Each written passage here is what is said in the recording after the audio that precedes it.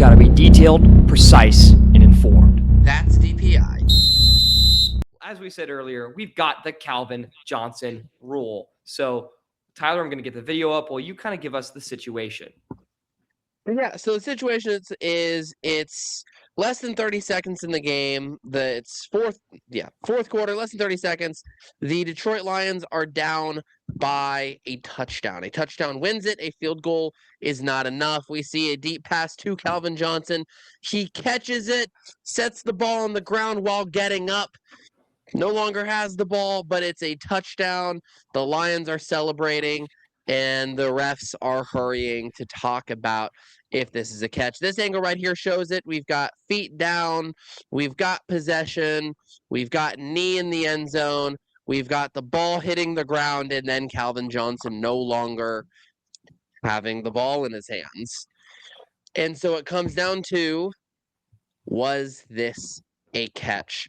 And under modern times, maybe, maybe not. But we want to look at what rules were applicable at this point in time. This is 2010 is where this clip comes from.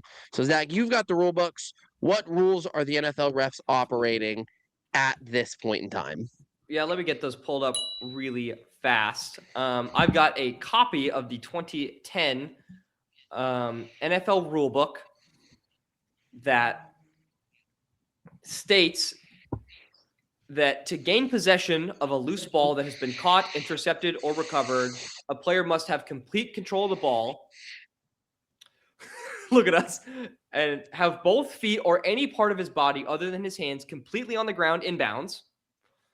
And maintain control of the ball long enough to perform any act common to the game. If the player loses the ball while simultaneously doing these things, there's no possession. So, and then there is one note that helps us clarify specifically for this situation. A player who goes to the ground in the process of attempting to secure possession of a loose ball must maintain control of the ball throughout the process of contacting the ground, whether in the field of play or the end zone. If he loses control of the ball and the ball touches the ground before he regains control, there is no possession. So, that begs the question, because the key wording of this rule is a player who goes to the ground in the process of attempting to secure possession. In the process. The catch process was the big debate from 2010 onwards. Am I right on that, Tyler? You are correct. So, let's take one final look at that.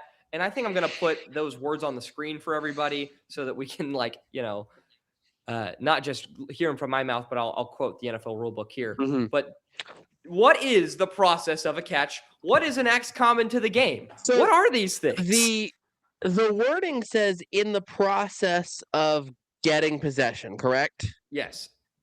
Of securing possession. In the process of securing possession. To me, he's got possession. And then go ahead and play it a little bit. Yeah, so we'll play the slow-mo. To me, he's got possession. He's got possession. He's got possession. He's down. He's got possession. He doesn't have possession. To me, he's got possession for a lot of time. So Correct. To me, this is not him in the process of getting possession. He's got the possession. To me, this should have been a catch under those rules because he's not attempting to gain possession. He's already got the possession. So and feet and knee in the end zone. If that's where the sentence ended, in the process of attempting to secure possession of a loose ball, if that's where the sentence ended, great. But the problem is, must maintain control of the ball throughout the process of contacting the ground. For some reason, the NFL at this time said that at any point, like in the process of the catch, even if it's at the very, very end of the process, which I believe this is, if you contact the ground and lose it, it is not a catch. So I'm going to read to you the official current NFL rulebook, and we will see how they addressed this, and then we will look at the Calvin Johnson catch, and then we'll go look at the Des Bryant catch, no catch as well, doing this same kind of exercise. So in Article 7, it's the same article. To gain possession of a loose ball that has been caught, intercepted, or recovered, a player must A, have complete control of the ball with his hands or arms, and B, have both feet or any other parts of his body other than his hands completely on the ground inbounds. So we're pretty similar, right?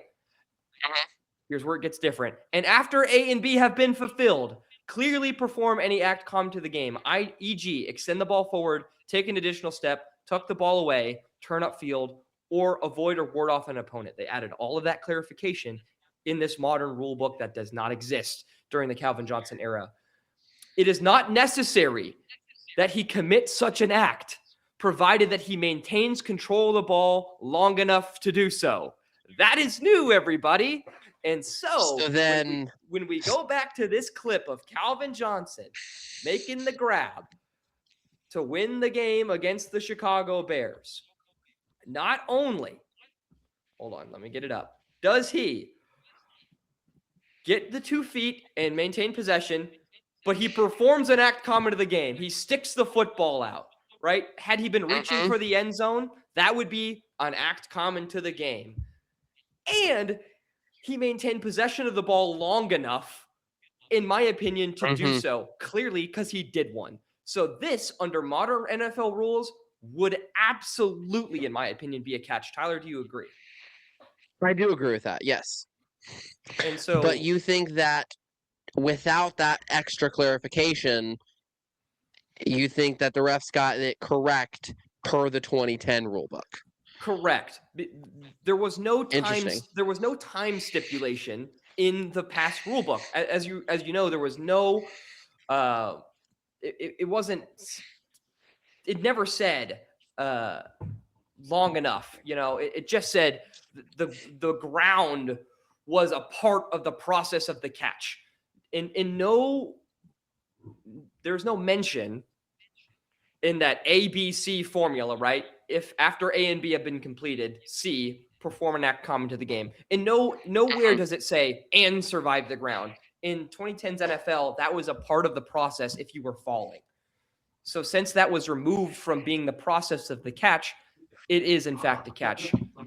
Do you know when this part of the rule book was added? 2018, I believe, was when the change was made. And so it was not in play when another controversial catch occurred. That being Dez Bryant's playoff mishap here. We'll see Tony Romo late in the fourth, on fourth down, take a shot deep down the left side to number 88, who looks like he makes the catch, kind of comes loose there at the end, but the ref signals him down, calling the field as a catch. Right, Tyler?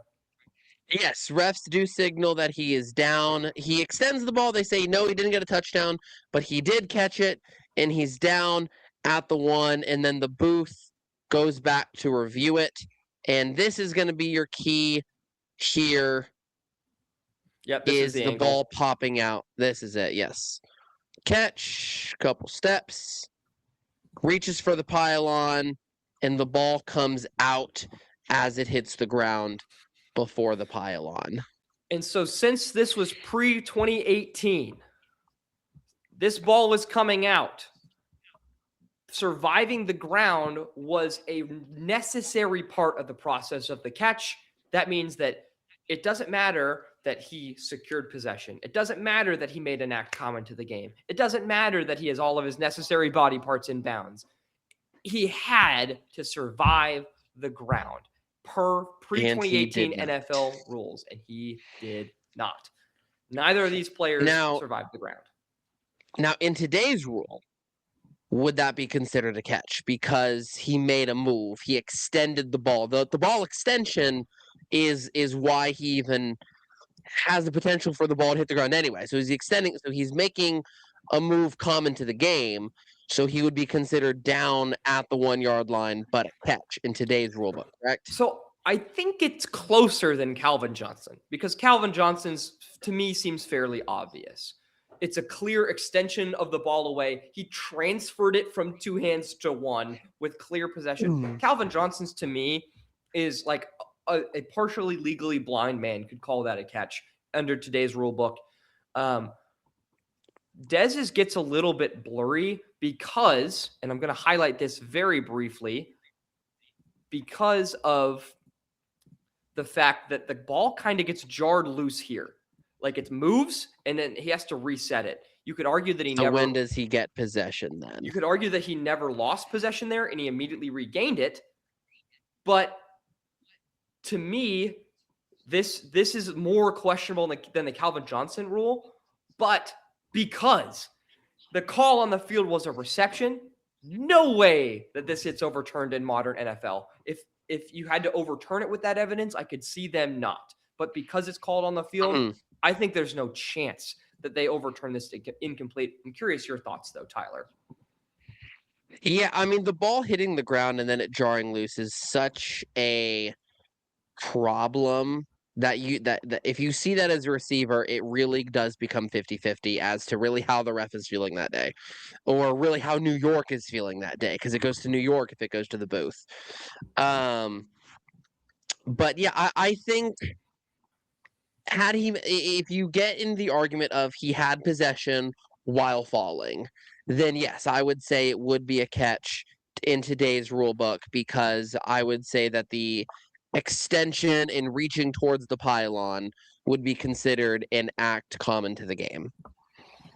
Agreed. And I think that it's hard because these are huge. Like, I mean, one of them directly overturned the result of a game, and the other one probably cost the Cowboys their first NFC Championship appearance this century. So, but I think that the NFL, by and large, has done a better job of officiating what a catch is, although this past season was some of the worst that we've seen. There was the Isaiah Likely incident, and there was the Brandon Cooks and McMillan interception tumble topsy-turvy thing in the Bills-Broncos playoff game that caused a lot of controversy. So there may need to be further edits to what a catch actually is, but at least they've cleared it up, in my opinion, from what it used to be. They have gotten better from 2010 to 2015. Those were dark times in the NFL if you're a wide receiver as to knowing what a catch was. Sure. But that is all we have for you today. Make sure you tune in next week because we start our draft coverage, our favorite time of the year. So if you're not subscribed already, do that and don't miss a single team because we will be covering all 32. And take care. Thanks for watching. Appreciate you guys. You got to be detailed, precise, and informed. That's DPI.